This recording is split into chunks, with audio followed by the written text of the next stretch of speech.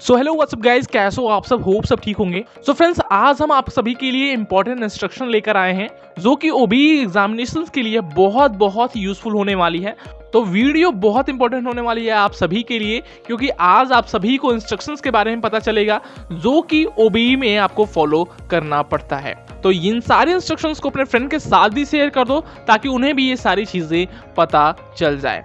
तो जैसा कि हम जानेंगे कि आपको ओबीई में कितने कितने घंटे के पेपर्स देने होंगे, तो चलो हम देख लेते हैं क्या क्या इंस्ट्रक्शन हमें फॉलो करना पड़ेगा ओबीई एग्जामिनेशंस में जो कि फर्स्ट सेमेस्टर के होने जा रहे हैं। ठीक है, तो फ्रेंड्स पहली पॉइंट में कुछ खास नहीं है, हम सेकंड पॉइंट से स्टार्ट करते हैं। तो सेकंड पॉइंट में लिखा हुआ है कि आपको पहले लॉगिन करना पड़ेगा obe.uod.ac.in पे। तो फ्रेंड्स तीसरी पॉइंट की बात करें तो आप जितने पेजेस में आप आंसर लिखते हो, फॉर एग्जाम्पल आपका एक आंसर के लिए 6 पेजेस में आंसर लिखते हो, तो आप हर पेजेस पे पेज नंबर रिटन होना चाहिए। फॉर एग्जाम्पल आपने एक आंसर के लिए 6 पेजेस लिखा हुआ है, तो हर पेजेस पे उसकी नंबरिंग कर देनी है। That means page number 1, page number 2, page number 3 etcetera. ठीक है, इसी टाइप में आपको नंबरिंग कर देनी है। उस पे अदरवाइज कोई डिटेल आपको नहीं डालनी है, जैसे कि आपको अपनी पर्सनल डिटेल जैसे ईमेल आईडी, मोबाइल नंबर, अपने कॉलेज के नेम, और अगर आप ये सब डिटेल अपना डालते हो तो उसे अनफेयर ट्रीट किया जाएगा। तो दैट मीन्स आपको अदर पेजेस पे सिर्फ आपको पेज नंबर और अपना रोल नंबर लिख सकते हो। ठीक है, चौथी पॉइंट की बात करें तो on the first page student should write the following detail. आपको अपने आंसर के फर्स्ट पेज में आपको ये सारी डिटेल लिखनी पड़ेगी। मान लो आप पहला आंसर लिखने जा रहे हो, तो पहला आंसर के लिखने से पहले आपको ये सारी डिटेल लिखनी पड़ेगी। क्या क्या डिटेल है? तो देखो, पहले है date and time of the examination, आपको डेट और टाइम ऑफ एग्जामिनेशन लिखना पड़ेगा। फिर दूसरी होगा एग्जामिनेशन रोल नंबर, आपका रोल नंबर क्या है। नेम ऑफ प्रोग्राम, आपका बीए है कि बीकॉम है, बीएससी है, जो भी है आपको लिख देना है। उसके बाद आपका जो है कौन सा सेमेस्टर है। Unique paper code, unique paper code क्या होता है कि आप जब टाइम टेबल चेक करेंगे तो कोड लिखा होता है, एक कोड लिखा होता है, फिर उसके बाद टाइटल ऑफ द पेपर लिखा होता है। आपका जो भी सब्जेक्ट होता है उसका एक यूनिक पेपर कोड होता है। यूनिक पेपर कोड की बात करें तो वो आपके टाइम टेबल में ऑलरेडी मेंशन होता है, तो आपको देख लेना है कि आपका कौन सा सब्जेक्ट है, उसके बेसिस पर ही आपको अपने यूनिक पेपर कोड लिख देना है। टाइटल ऑफ पेपर मतलब कौन सा सब्जेक्ट है उसका आपको जो है वहां पे मेंशन कर देना है। ठीक है, पांचवी पॉइंट की बात करूं तो पांचवी पॉइंट में मैं कुछ अपनी भी एक्सपीरियंस इंक्लूड करना चाहूंगा। जैसे आप जब कोई भी आंसर लिख लेते हो, आपको ओबीई क्वेश्चन पेपर में आपको 6 क्वेश्चंस मिलेंगे जिसमें से आपको 4 करने होते हैं। चारों क्वेश्चन कर लिया आपने, फर्स्ट पेज पे आपको सारी डिटेल लिख देना है, और जो नेक्स्ट पेजेस होते हैं जैसे second page, third page, fourth page, तो वैसे उस पे आपको अपने पेज नंबर मेंशन करने होते हैं, और उस पे अपना रोल नंबर भी आप लिख सकते हो तो बेटर रहेगा। ठीक है, रोल नंबर लिखना कंपलसरी नहीं है, लेकिन आप रोल नंबर लिख लेते हो तो वो बेटर रहेगा।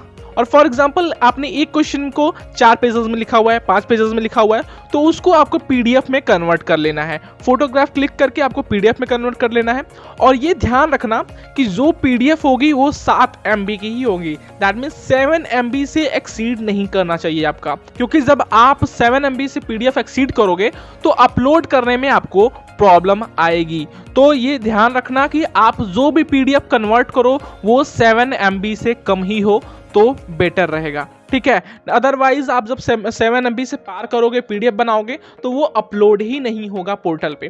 तो इससे यहाँ पे यही लिखा हुआ है कि आपको जो भी आंसर शीट अपलोड करनी है वो आपको ओबीई पोर्टल पे ही अपलोड करनी है। आपको जो टाइम दिया जाएगा ओबीई एग्जामिनेशंस के लिए वो 3 घंटे होंगे, और 1 hour given to download a question paper and upload of the answer sheet on the OBE portal. That means 3 घंटे आपको आंसर शीट लिखने के लिए दिए जाएंगे, 1 घंटे एडिशनल दिए जाएंगे आपको जो है क्वेश्चन पेपर डाउनलोड करने के लिए और अपलोड करने के लिए। तो ये आपको 1 घंटा एक जो है कि एक्स्ट्रा बोनस मिलता है, उसमें आप जो है अपलोड भी कर सकते हो और उस टाइमिंग में आप आंसर शीट भी लिख सकते हो। तो आप पे डिपेंड करता है कि आप कितना एक्सपर्ट हो, कितना जल्दी आप आंसर शीट को अपलोड कर सकते हो और डाउनलोड कर सकते हो। सिंपल सी बात समझो कि आपको 4 घंटे मिलेंगे, 4 घंटे में आपको क्वेश्चन पेपर डाउनलोड करना है, लिखना है और अपलोड कर देना है। सिंपल सी बात है। सो फ्रेंड्स, जैसा कि आप सभी के लिए ये ओबीई एग्जामिनेशन फर्स्ट टाइम है और आप सभी ने कहीं ना कहीं कंफ्यूजन हो रहा होगा कि कैसे आपको आंसर स्क्रिप्ट लिखना है ताकि आप अच्छा से अच्छा स्कोर कर पाओ, क्योंकि ओबीई में चांसेस होते हैं बहुत अच्छा स्कोर कर पाओ, बट उसके लिए कुछ स्ट्रैटेजी होती हैं, कुछ उसके लिए टिप्स होती हैं जो अगर आप फॉलो कर लेते हो तो आपको अच्छा स्कोर करने से कोई नहीं रोक सकता। कुछ सीक्रेट स्ट्रैटेजी हैं जो आपको इस यूट्यूब के थ्रू नहीं बताया जा सकता। उसके लिए हमने एक मेंटरशिप प्रोग्राम रिलीज कर दिया है जो कि 90 99 रुपीज़ का है जो आप परचेस कर सकते हो, जहाँ पे आपको कुछ स्ट्रेटजी बताई जाएंगी। अगर आप उस चीज़ को फॉलो कर लेते हो तो आपको अच्छा स्कोर करने से कोई नहीं रोक सकता। इवन बहुत बच्चों ने उसे फॉलो भी किया हुआ है, क्योंकि ओबीई बस आपको इसी बार मिलने वाला है। अगले सेशन में आपको ऑफलाइन एग्जामिनेशन देने होंगे, बेटर स्कोर कर पाना उसमें बहुत ही मुश्किल होगा। आपके पास एक ही चांस है जिसमें आप बढ़िया से बढ़िया कर सकते हो, तो मेंटरशिप जरूर से जरूर ले लो, जहाँ पे आपको बताया जाएगा कि आपको कैसे आपको आंसर स्क्रिप्ट लिखनी है ताकि आप बेटर CGPA स्कोर कर पाओ।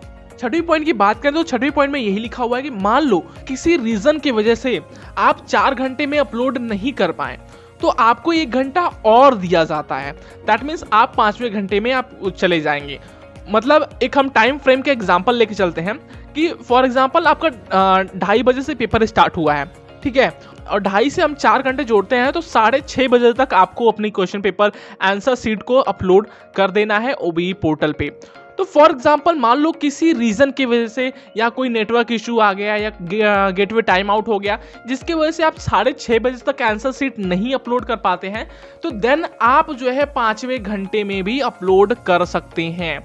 मतलब आप 7:30 बजे तक आपको टाइमिंग हो गई अपलोड करने की। मतलब आप 6:30 बजे के बाद जब भी अपलोड करेंगे तो आपको एक डॉक्यूमेंट्री एविडेंस रखना पड़ेगा। दैट मीन्स सिंपल सी बात समझे तो देखो 3 घंटे आपको जो है आंसर लिखने के लिए आते हैं, 1 घंटा क्वेश्चन पेपर डाउनलोड और आंसर को अपलोड करने के लिए मिलता है, 1 घंटा और जो delay submission for documentary evidence need to be submitted. मतलब आप जब 5वें घंटे में जाएंगे तो आपको सबमिट तो कर सकते हैं पेपर, लेकिन आपको एक डॉक्यूमेंट्री एविडेंस चाहिए होगा, आपको सबमिट करना होगा, ठीक है, उसके रिगार्डिंग। क्योंकि अगर आप सबमिट नहीं करते हैं तो आपको कहीं ना कहीं मार्क्स डिडक्ट, मतलब क्योंकि जब आप 5वें घंटे में अपलोड करते हैं अपनी आंसर शीट तो कहीं ना कहीं आपके मार्क्स में इसका इम्पैक्ट पड़ सकता है। तो गाइस हम 7th पॉइंट की बात करें तो देखो जो नॉर्मल बच्चे होते हैं उनको 4 घंटे दिए जाते हैं ओबीई एग्जामिनेशंस के लिए, बट जो PWBD के स्टूडेंट होते हैं that means person with benchmark disabilities, उनको 6 घंटे दिए जाते हैं ओबीई एग्जामिनेशंस के लिए। हाँ गाइज, आपसे 2 घंटे उनको ज़्यादा मिलता है क्योंकि वो PWBD के स्टूडेंट होते हैं, डिसेबिलिटीज़ वाले बंदे होते हैं, तो उनको 2 घंटे और भी दिए जाते हैं ताकि वो अपने क्वेश्चन पेपर को आराम से कर सकें। तो गाइज हम 8वें पॉइंट की बात करें तो delayed submission beyond a given time will not be accepted.